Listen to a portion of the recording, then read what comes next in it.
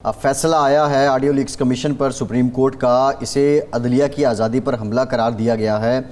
Pakistan bar council क्या इस फैसले से मुत्तफिक है? देखें, एक मैटर आया और वो था कि 4-5 किस्म की ऑडियो लीक्स हुई ऊपर तले, जिनमें एक ऑडियो लीक थी जनाब चीफ जस्टिस साहब की खुशताम एलिजिडली, पता नहीं वो थी या नहीं थी, अभी क्वेश्चन मार्क है जी। फिर दूसरी ऑडियो लीक आई सुप्रीम कोर्ट बार के प्रेसिडेंट आबद ज़ुबैरी साहब, हमारे भाई हैं, उनकी और परवेज़ इलाही साहब की, और 2-3 और थी। काफ़ी शोर बच्चा, कईयों ने कहा हमारी नहीं है, कट की गई है, कई ने कहा तस्लीम किया। मसलन अब चाहिए तो ये था कि इन तमाम दोस्तों को कि अपने आप को वॉलंटियर करते और कहते कि इसकी फोरेंसिक होनी चाहिए, और अगर ये मैन्युफैक्चर की गई है तो उसको जिन्होंने किया उनके ख़िलाफ़ कार्रवाई होनी चाहिए, और अगर ये ठीक हैं तो फिर ज़ाहिर है उन पे जो भी बनता है वो होना चाहिए। लेकिन हुआ ये कि वो खुद ही वो पटिशनर बन गए। 184(3) में आके उन्होंने, चूँकि उस वक्त की हुकूमत ने कमीशन तश्कील दे दिया और उन्होंने कॉग्निजेंस ले ली, काम स्टार्ट कर दिया। अब उन्होंने TORs थे, उनमें उस वक्त भी हमने कहा कि एक और शामिल होना चाहिए कि ये कमीशन डिटरमिन करे कि ये किसने लीक, कौन है जिसने बनाई है या किसने लीक की है। ठीक है, लेकिन वो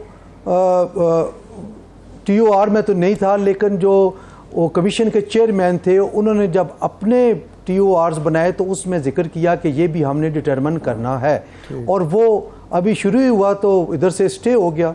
अब बात ये है कि कॉन्फ्लिक्ट ऑफ इंटरेस्ट की बुनियाद पे किया गया, और आपको याद होगा कि माजी करीब में इफ्तिखार मोहम्मद चौधरी साहब जब चीफ जस्टिस ऑफ पाकिस्तान थे, उनके बेटे अरसलान का एक मैटर आया तो वो उस बेंच का हिस्सा थे, और उन्होंने ओथ पे आके कहा कि मैं बिल्कुल बग़ैर किसी उसके असरअंदाज हुए मैं फ़ैसला करूँगा। लेकिन इतना प्रेशर आया कि उनको रिक्यूज़ करना पड़ा, और अल्टीमेटली जवाद ख्वाजा साहब जो हैं उनको बेंच की सरबराही करनी पड़ी। उसका क्या फ़ैसला हुआ क्या नहीं हुआ, उसके मेरिट डीमेरिट पे भी हम नहीं जाते, लेकिन एक जो प्रेसिडेंट सेट हुए उसको देखना पड़ेगा। अब इसमें जो सबसे ख़तरनाक बात है अब्बासी साहब, वो ये है कि एक जो सेंटेंस लिखा गया कि हम ये समझते हैं कि ये अदलिया की आज़ादी पर हमला है, तो क्या इसके बाद आने वाले जो भी फ़रीक होंगे किसी जज साहब के मुमकिन तअस्सुब का शिकार होने से बचने के लिए, अगर वो ये इस्तदा करेंगे कि हमें इस जज या इस बेंच पे एतमाद नहीं है, तो वो बेंच इस जजमेंट का हवाला दे के उनको टर्न डाउन तो कर दे, लेकिन साथ ही ये भी कहेंगे कि ये अदलिया पर हमला है, तो ये तो एक रास्ता मुकम्मल तौर पे बंद करने के मुतरादफ है। इसको एज प्रेसिडेंट यूज़ किया जा सकता है, और ये कोई अच्छी प्रेसिडेंट नहीं होगी। ये एक ऐसा राइट है जो आइन ने और कानून ने दिया हुआ है। जी पाशा माज़रत के साथ इसमें 2-3 चीज़ें हैं इकट्ठी। नंबर वन तो ये है, जो कमीशन बनाया गया वो चीफ जस्टिस से ना पूछा गया, ना उनकी कंसेंट ली गई, और 3 जजेस को शामिल कर लिया गया चीफ जस्टिस की मर्ज़ी के बग़ैर या उनकी कंसेंट के बग़ैर। एक तो एतराज़ ये है। दूसरा एतराज़ ये है कि बजाय इसके कि हुकूमत पहले उन ऑडियोज़ की फ्रांजिक कराती और उसके बाद कोई कमीशन तश्कील देती, उसने वो उस पर कमीशन तश्कील दे दिया। तीसरा ये है कि एक जो इसमें सिर्फ ये जो आज़ादी पर हमला जो है वो सिर्फ इस मुतफ़र्रिक़ दरख्वास्तों को नहीं करार दिया गया, उस रवैये को करार दिया गया है कि तश्कील बग़ैर कंसेंट लिए, उसके बाद बयानात मुसलसल उसी दिन बयानात शुरू हो गए, वफाकी वज़ीरों ने बयानात शुरू कर दिए, फिर उसके बाद मौलाना फजल रहमान साहब जो हैं वो लेकर चले गए वहाँ धरना दे दिया सुप्रीम कोर्ट के सामने। तो ये सारी चीज़ों को मिला के कहा गया है ना कि ये चीफ जस्टिस की ज़ात को मुलायन करने के लिए, अदलिया को दबाव में लाने के लिए और अदलिया की आज़ादी को महदूद करने के लिए रवैया अख्तियार किया गया, और उस पर फैसला है। देखिए, जो आपने वाक़यात बताए एक एक करके अगर मैं बताना चाहूँ तो टाइम ज़्यादा लग जाएगा। मैं इन सब के हवाले से कहूँगा कि हमने उस वक्त भी ये कंडेम किया था कि सुप्रीम कोर्ट के बाहर इस तरह इकट्ठ करके इस तरह नारेबाजी करना अदालतों को मैलाइन करने के मुतरादिफ है और ये नहीं होना चाहिए, डिस्करेज किया जाना चाहिए। और ये वाकई वो गलत था और ऐसा नहीं होना चाहिए। कोई भी चीफ जस्टिस हो, कोई भी अदालत हो, इस तरह आप जमघटा करके एक जुलूस की सूरत में जाते हैं और नाम ले लेके कहते हैं तो ये कोई अच्छी बात नहीं है, इसको डिस्करेज किया जाना चाहिए। लेकिन अगर आपने ये बात करनी थी कि अदलिया को दबाव में लाने की कोशिश की जा रही है तो फिर इसके साथ एक बहुत ही खूबसूरत बात हो सकती थी कि ऑलराइट, हम इस हरकत को, हुकूमत की इस हरकत को तो हम नल एंड वाइट डिक्लेयर करते हैं और डिक्लेयर करते हैं कि ये अदलिया पर हमले के मुतरादिफ है, लेकिन हम ये चाहते हैं, ये अदालत चाहती है कि ये क्लैरिटी आनी चाहिए, फोरेंसिक होना चाहिए। तो हम हुकूमत के बनाए गए जो कमीशन है उसको मुस्तरद करके हम अपना कमीशन बनाते हैं और ये जजेस मुतय्यन कर रहे हैं। उसकी वजह ये है कि ये कम अज़ कम ये बहुत ज़रूरी है। क्या ये देखिए, ये 184(3) की ये जुरिसडिक्शन अज्यूम की गई है, इसमें आपने अपील का हक जो पार्लियामान ने दिया वो भी छीन लिया, उस पर भी स्टेटस को है। क्या मुतसरा फरीक के पास कोई और रास्ता है? ज़रा आप मुझे बताएं, आपका कोई मैटर हो, आप अगर 184(3) की जद में आ जाएं, आप इसकी अपील कहाँ करेंगे? कोई फोरम नहीं है आपके पास। सही। तो मैं समझता हूँ कि सारी चीज़ें अगर मिला के देखें तो इसमें अगर क्या ही अच्छा होता, ये ऑनरेबल बेंच एक और कमीशन तश्कील दे देता और ये साथ लिखता कि हम नहीं चाहते कि ये जो ऑडियो लीक्स हैं, जो कि इल्ज़ामात लगाए गए हैं, सुप्रीम कोर्ट बार के सदर पे इल्ज़ाम लगाया गया है, चीफ मिनिस्टर पे इल्ज़ाम लगाया गया है, अदालतों पे इल्ज़ाम लगाया गया है, तो हम चाहते हैं कि ये चीज़ अवाम के लिए क्लियर आनी चाहिए और सबको पता चलना चाहिए कि हमारे साथ ज्यादती हो रही है। पाशा साहब, अभी फैसला आ गया, फैसले में इन अवामिल को जिनका आपने भी जिक्र किया, इरशाद साहब ने भी किया, इनको अदलिया की आज़ादी पर हमला करार दिया गया है।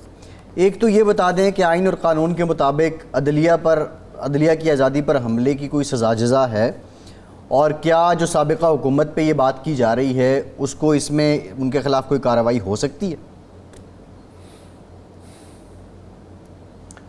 देखिए, एक टाइम था जब बाहर झमघटा था, कोई इवन हम अंदर नहीं जा सके, कोई साहिल अंदर नहीं आ सका, शरअ दस्तूर पर नहीं आ सका और बाहर जो कुछ होता रहा आप सब ने देखा भी, दिखाया भी, सारी आवाम ने देखा। तो क्या उस पर नोटिस लिया गया? ठीक। क्या किसी ने कोई इनिशिएटिव लिया कि जी कंटेम्प्ट एप्लीकेशन फाइल करें, या फिर सुओ मोटो ही लिया जाता? ये तो ऑनरेबल चीफ जस्टिस साहब के पास बहरहाल इख्तियार मौजूद है इस वक्त तक। Supreme court practice and procedure act suspend है और इन्हीं का ही प्रेरोगेटिव है, इन्होंने ही बेंच बनाना है, इन्होंने ही केस फिक्स करना है, तो क्यों नहीं नोटिस दिया? सही देना चाहिए था, बुलाते, उनसे जवाब तलब करते कि आप क्यों इस तरह कर रहे हैं। जी, तो इसका मतलब है कि उस वक्त अदालत ने कमज़ोरी दिखाई और अब फैसले में उसका जिक्र कर दिया। अब मैं कमज़ोरी नहीं कहूँगा, जुडिशल रेस्ट्रेन कह सकते हैं। हो सकता है कि उन्होंने इस हवाले से कि ये अनारकी फैलेगी या इसको मज़ीद पोलिटिसाइज कर दिया जाएगा तो बेहतर है। बहरहाल सुप्रीम कोर्ट ने अपनी इख्तियार और अपनी पावर एग्जर्ट करनी चाहिए थी, जो कि नहीं की। सही है। अब किया जा सकता है, अब कोई रुजू कर सकता है तौहीन अदालत के लिए कि जनाब ये आपका फ़ैसला आ गया है, ये लोग तौहीन अदालत के मुर्तकब हुए हैं, इनके खिलाफ कार्रवाई कीजिए।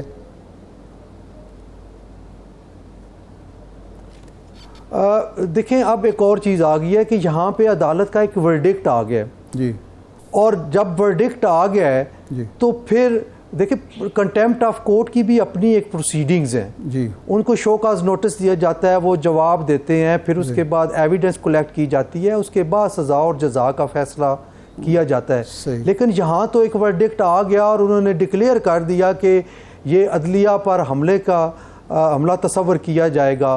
तो अब अगर कंटेम्प्ट आएगी तो मैक्सिमम यही हो सकेगा कि ये इस बेंच में जो मुअज़्ज़ज़ जज साहिबान तशरीफ़ रखते हैं वो नहीं होने चाहिए, फिर कोई और बेंच बनेगा, लेकिन इससे बड़ा बेंच बने, क्योंकि इस बेंच ने एक फैसला किया है। हो सकता है वो बेंच अनडू कर ले कि दिस प्री मेच्योर किस्म का है, आपने बगैर एविडेंस कलेक्ट किए जो कर दी है। तो ये चीज़ें हैं, टेक्निकलिटीज़ अपनी जगह पे आड़े आए हैं। भाई साहब, एक इशू इस वक्त आज के दिन ये बन रहा है कि सदर पाकिस्तान जनाब डॉक्टर आरिफ अलवी साहब की जो आइनी मुद्दत है आज रात 12 बजे ख़त्म हो रही है।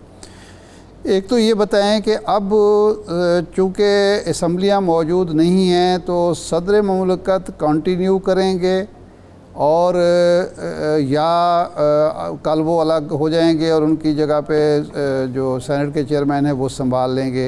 अगर वो कंटिन्यू करेंगे तो क्या अब भी वो इन्हीं इख्तियारात के साथ सदर मुमलकत होंगे या वो एक निगरान सदर मुमलकत के तौर पर उस वक्त तक काम करेंगे जब तक कि नए सदर का इंतखाब नहीं होता?